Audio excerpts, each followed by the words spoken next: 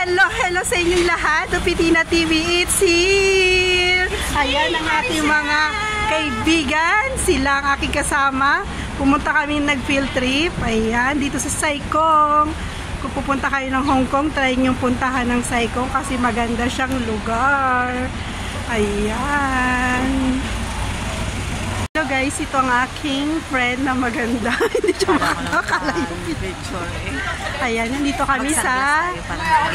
sige. Dito kami sa Songsoy. Ang lalaki ng mga isda. Ay!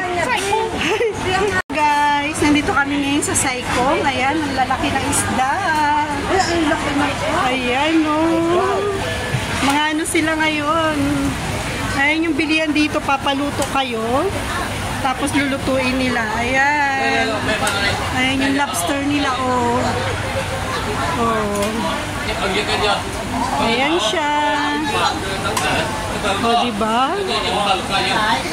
Ang dami. Ang dami nito sa Sambales. Ayan. Oh. Tinatapak-tapakan. Hindi ako nabibiro. Marami. Ayan. Sa atin, murang-mura lang na ganyan. Mahal. Ayan siya guys, kung nakikita nyo. Pipili kayo dyan, tapos papaluto nyo, pwede rin. Ayan. Kung meron silang ano, meron ding Yan, ang laki. ang lalaki nila. Yan yata Hindi pa ako nakatikim yan. Yan yata yung sinasabi nila. Ayan, kung nakikita nyo guys, ang lalaki nila. Asa yung dalawa? Ayun. Ito yung pinaluto nila kanina. Ayan o. Pipili kayo tapos lulutuin nila.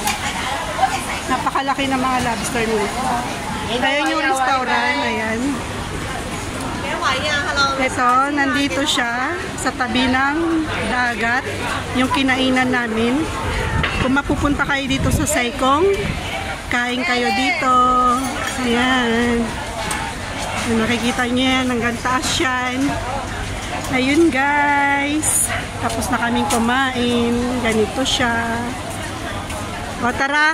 Daming namiminuwit. Ayan. Maganda tong lugar na to guys. Kapag pupunta kayo ng Hong Kong.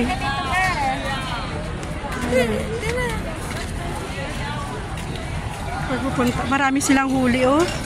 Ayan yung mga huli nila. Bakit mo yan? Ayan.